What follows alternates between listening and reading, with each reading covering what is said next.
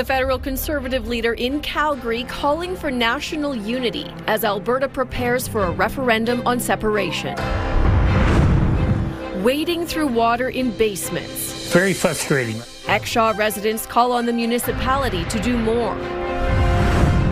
Plus, breaking ground and building community. We want to be able to give our people a place where they can raise their children in a safe environment that they can afford. Construction begins on Calgary's Indigenous housing project. CTV Calgary, local breaking news with Alicia Fieldberg. Hello and thank you for joining us. A huge sinkhole continues to grow in Coach Hill, leaving a giant problem for people in the southwest neighborhood. 2 weeks ago, a water main break flooded the area and damaged the road. Residents were without water for 6 days and say since then the sinkhole has doubled in size. They also say the city has warned that the entire cul-de-sac may need to be closed because crews think more of the area may cave in.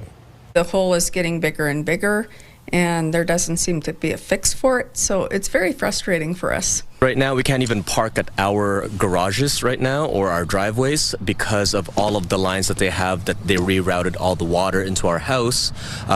You cannot drive over those things. People in the neighborhood say they don't know when it will be fixed because the city keeps pushing back the date. With Alberta set to hold a public vote on separation, Pierre Poilievre kicked off his Remain campaign in Calgary today.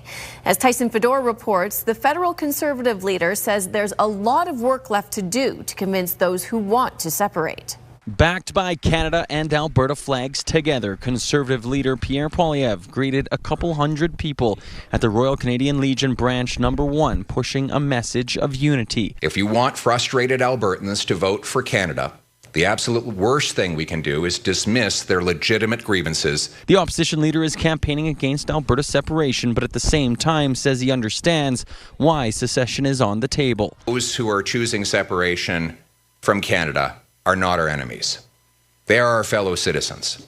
Demonizing people who have lost hope in Canada is no way to restore it. Those in the room were in lockstep with Poilievre, believing Canada can succeed when Alberta is strong. Let's not give up on Canada just because we have some issues with the federal government. I think most Albertans that want to separate are Canadians at heart, and that would be the #1 desired outcome. Well, some younger voters know the cost of living is soaring and understand the separatist sentiment despite wanting to grow with Canada. Honestly, people just need to kind of understand that a lot of people are very frustrated with how things are going. But for others, Poilievre's speech on wanting to change policies in Ottawa to benefit Alberta did not move the needle enough to change a vote from separation to Remain. And I think there's people that have just had it up to here, totally up to here.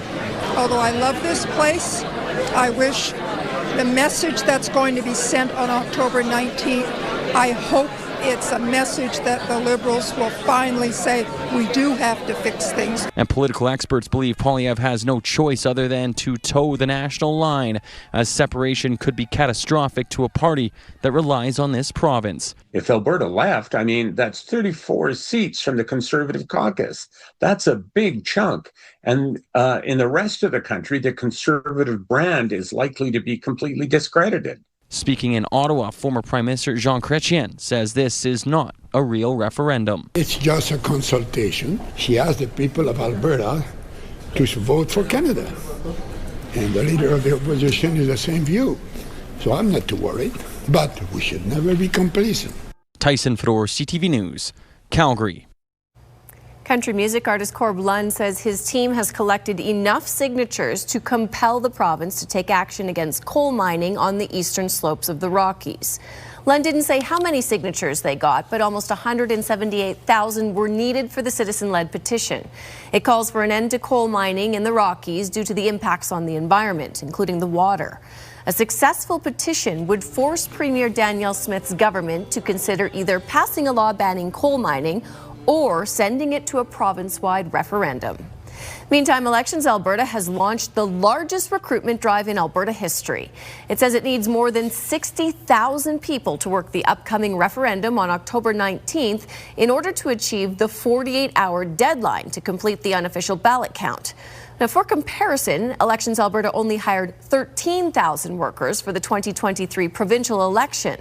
Because each referenda question needs its own ballot, Elections Alberta needs to print 45 million ballots for the October 19th by-election, or for the October 19th referendum, far exceeding the 1.8 million ballots cast in the 2023 provincial election.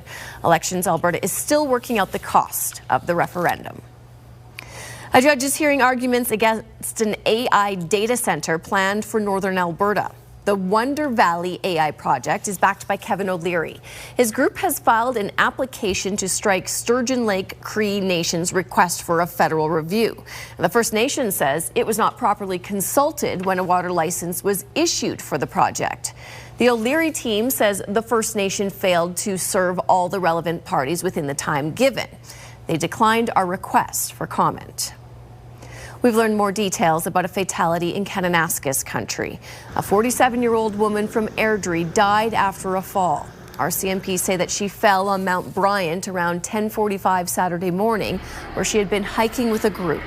Stars Air Ambulance was called to assist with the recovery. A helicopter was also used to get the rest of the group down. A pedestrian struck by a commercial truck while crossing Bow Trail on Friday has now died of her injuries. The woman in her 30s is one of 6 pedestrians killed in Calgary collisions this year. Police say most of the pedestrian fatalities have occurred in marked crosswalks. Police have charged a man in connection with a shooting near the airport around 3 a.m. Sunday morning. Police responded to reports of a man shot outside the Samosa House in the northeast. The victim was not hurt. Police tracked down a car that left the area and say they found a loaded handgun inside. 22-year-old Gershish Brar is facing 2 firearms-related charges. Now, this is one of 4 shootings in Calgary since Friday. Police say none of them are linked or connected to organized crime. In each of these incidents, we can confirm that the individuals were known to each other, so they were isolated incidents. Again, there's danger to the public, and we're not downplaying the severity of these incidents. In all these cases, we have good leads, whether we've actually either charged people, we have suspects, or we have good links to determine who the suspects were. So far this year, there's been 39 shootings in Calgary. Police say that's below the 5-year average to date. A man originally charged with second-degree murder has pleaded guilty to manslaughter in a hotel shooting that happened more than 2 years ago. 31-year-old Ahmed Hassan killed 29-year-old Liban Abdurrahman at the Super 8 in Shaughnessy. The defense says it put forward a joint submission with the Crown for a sentence of 15 years minus time already served. After all that recent rain, many Exshaw residents are bailing out their flooded basements. As Tyler Barrow reports, they say it's an issue that was supposed to have been fixed. The rain in the mountains has mostly subsided, but now Exshaw resident Kelly Sukin is living with the aftermath. 2020, we thought that was really bad, but this is kind of shaping up to be maybe a much longer event. The rain began seeping into his basement May 31st during the downpour. Now he's using several sump pumps to drain the unit. It's the same story for many who live on this street. It's very frustrating. I've had a lot of remediation done. We need to get something done to this creek, and it's obvious. As part of the remediation work done after the flood in 2013, a sediment pond was built. The MD says it helped slow the Exshaw Creek's flow, but residents say the pond leads to groundwater running into their basements. You have to imagine how much water is actually disappearing in the ground. The MD of Bighorn says basements flood here because of elevated groundwater levels caused by snowpack melting and excessive rain. The MD disagrees that the pond contributes to flooding. It points to a 2013 study saying the simulated groundwater levels predicted by the study with and without the sediment pond suggest that the sediment pond does not significantly increase the groundwater levels experienced within the hamlet. Residents we spoke with, like Thompson, dispute the study's findings. Tyler Barrow, CTV News, Exshaw.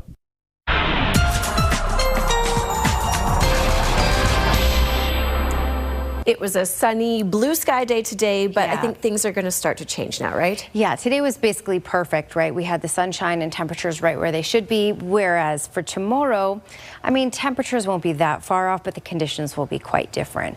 Mainly cloudy skies. The clouds will continue to increase throughout the day. By 4 p.m., we get into the chance of some very isolated showers. And it's tomorrow night through Wednesday that the rain will be more consistent, widespread, and heavy at times. So Tuesday night through Wednesday, we'll likely get around 10 to 15 millimeters of rain in the city. Your full forecast is just ahead. Thanks, Danielle. Calgary's putting up tens of millions of dollars to support first off-reserve units for Indigenous families, and the first initiative launched this morning. Jordan Cannigan reports. It's groundbreaking in more ways than one. Calgary's Indigenous housing program breaking ground on a 60-unit project in the southeast, the first one in the city. Very needed project, a very timely project, and fortunately it has the support not only of Siksika Nation, other urban Indigenous communities here in Calgary, and the city of Calgary itself. Through Calgary's housing plan, $33 million has been awarded to 16 First Nations and Indigenous nonprofit groups. The project in Erin Woods receiving nearly $9 million in total from the city and federal government's Housing Accelerator Fund. We want to be able to give our people a place where they can raise their children in a safe environment that they can afford. And they don't have to worry so much about the struggles of life. As we know, life is hard. We want to be able to help give them some peace of mind in some of the most basic areas of our needs. The non-market housing will be for Siksika Nation members and is part of the overall effort to reduce homelessness among First Nations members. We see the city in about 17% housing need. If you're Indigenous, you have 26% housing need. If we speak about the homeless population, 3% of Calgarians are Indigenous. Meanwhile, upwards of 40% of our homeless population are Indigenous. It's the first new build for Siksika, but it won't be the last. We understand that housing is a big need, concern for our nation members, and being able to address that concern both on and off reserve is big. Jordan Cannigan, CTV News, Calgary. Dozens are reported dead after a massive earthquake in the Philippines, and the devastation is hitting home here. Calgary has one of the largest Filipino communities in Canada. You're watching CTV News, Calgary. A massive earthquake rocked parts of the Philippines this morning. It happened just off the island of Mindanao. Nearly 90,000 people of Filipino descent live in the Calgary area, and Kevin Green spoke with some of them concerned for loved ones. A powerful earthquake in the Philippines has left at least 38 people dead and caused widespread damage across the southern island of Mindanao. Buildings collapsed in Davao and other communities on the island as the 7.8 magnitude quake struck during the morning. Children on their first day back at school ran for safety during a flag-raising ceremony as the ground shook uncontrollably. The earthquake also triggered a deadly landslide, damaging homes and buildings, killing 13 people. Many in Calgary's Filipino community have friends and family in the affected area. It was very scary, you know. A lot of my aunts and uncles are still back home, and a lot of my cousins are back home. So hearing that kind of news, not just for me, but like for my family personally, it's very scary. Earthquakes are common in the Philippines, but this is the strongest reported in decades. When I was back home growing up, it is part of school to like learn what to do during earthquakes. I've been in an earthquake myself, 7.6, so it is not easy. You always have that trouble and fear, you know, especially for my country, it's so tiny. Power remains out in parts of the region, and many residents are sleeping outdoors after their homes were damaged or destroyed. I'm worried about them. I actually messaged one of my friends. I asked them, hopefully nobody get hurt, and then he said everyone is okay, but they lost a job and electricity over there right now. Officials warn strong aftershocks could continue for days. All we could really do is pray for them and then support them any way we can, like we send financial help to them. The earthquake also triggered a tsunami, sending alerts across parts of the Pacific. Damage was reported in at least one coastal village, and smaller waves were detected in neighboring countries. Kevin Green, CTV News, Calgary. Researchers at the University of Alberta say there's evidence nicotine vapes are damaging the heart and lungs of young people. The study compared a group of people in their 20s who had not smoked or vaped and another which had been vaping for about 3 years but had never smoked traditional cigarettes or pot. The people in the vaping group were out of breath at a much lower exercise intensity, were less efficient at breathing, and had signs of impaired blood flow to the lungs. Masses of the hairy, crawling tent caterpillars are covering some Alberta neighborhoods. Kathy Lee has more on why the population is exploding this year. They covered an area about... Just days before, a cluster of these forest tent caterpillars appeared on Helen Shields' tree. She was in the backyard of her home in Airdrie with her husband when she noticed a large black mass on the bark. I got up, I saw some things moving, and I thought, no, this isn't good. Immediately, they sprayed the group down with insecticidal soap. They just cover the trees, inhale all of the leaves. And Shields isn't alone. The caterpillars have exploded in communities across the province. In Drayton Valley, the insects blanket the ground and buildings.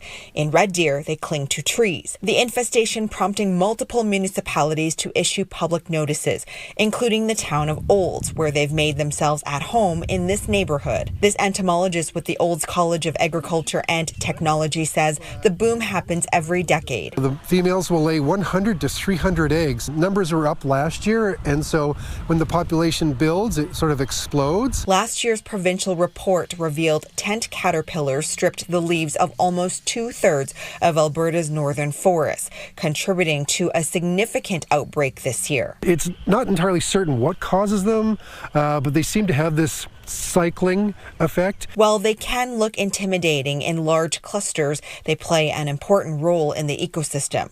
This arborist says they pose little risk to people, and for healthy trees, the damage is usually temporary. It won't kill a tree, and the trees will bounce back the next year if they completely lose their leaves in the 1 year. Despite that, many people like Shields would rather keep the leaves on her trees.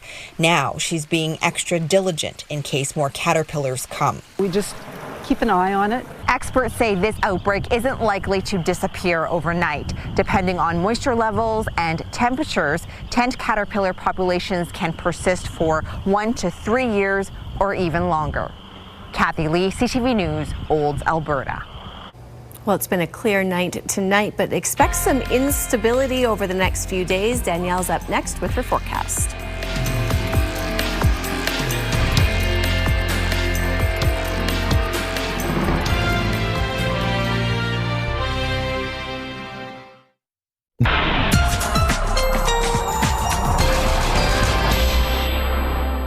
All right, well, today was a Goldilocks day. The temperatures were not too hot, not too cold, just right.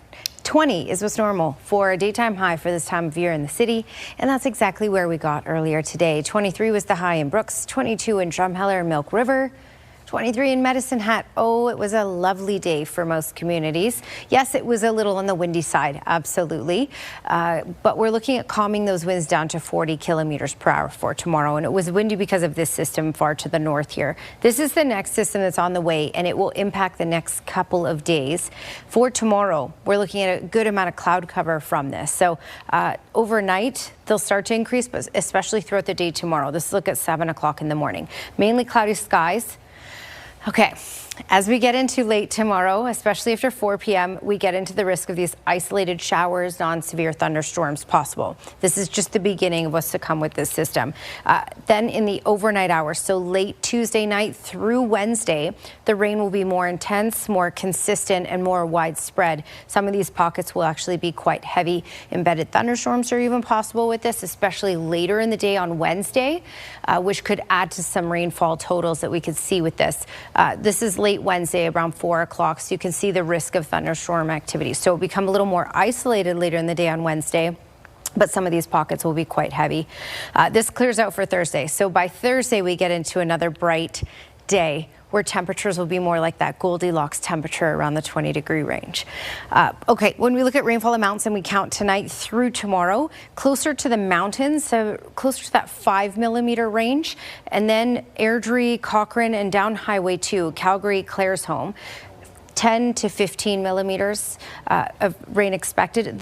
Where we're looking at the heaviest amounts is Lethbridge and through Enchant, Lomond, up through Strathmore and Drumheller.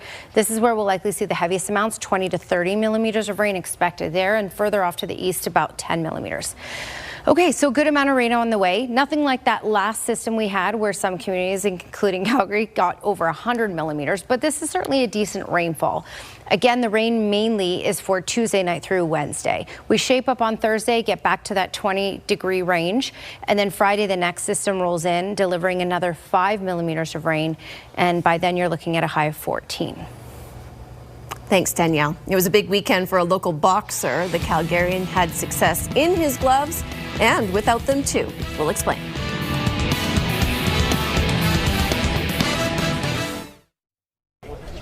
Team Canada has arrived in Toronto ahead of its first World Cup match on Friday. Several players stopped to sign autographs ahead of some training. The squad will take on Bosnia-Herzegovina on Friday. A Calgary boxer had a big bout on Saturday night and came home with 2 belts. Glenn Campbell has more. 174.3 for Kamani Crawford. Kamani the King Crawford stepped into the ring on Saturday night with one thing in mind. Crawford went up against Daniel the Beast Beaupre in a unified title match main event. The winner would take home both the Eastern and Western Canadian professional boxing titles, and Crawford got the win. Yes, I sacrificed a lot to get here, and it just means a lot just to be able to prove that, you know, I could stand up on my own in the ring. I call myself the king, and in the ring, you know, I earned my crown, so more to come. Crawford says Beaupre was a tough opponent, but he was able to get the job done in 6 rounds. Crawford says it was all in the preparation. During my off season, I stayed healthy, kept training, and then when I got the call for the fight, that's when I locked in and I turned up my training to high gear. So the preparation is what got me to win. Crawford has a busy schedule. He also competes in bare knuckle boxing. The sport of boxing has helped him get his life back on track, and he's forever grateful and is always learning. It's you versus you. You know, you train hard and you prepare your body and your mind to go in there for battle, and it's you versus you. So, you know, it's all about your self-improvement and your growth. Even if you lose, you take that as a learning lesson and then you come back stronger. Never give up. That's the motto.